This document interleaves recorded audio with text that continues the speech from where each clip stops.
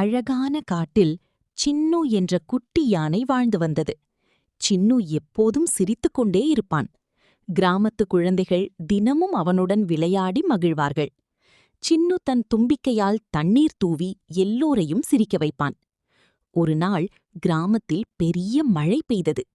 குழந்தைகள் வெளியே போக முடியாமல் சோகமாக இருந்தனர். அப்போது சின்னு பெரிய இலைகளை குடையாக பிடித்து குழந்தைகளை மழையில் நனைக்காமல் காப்பாற்றினான்.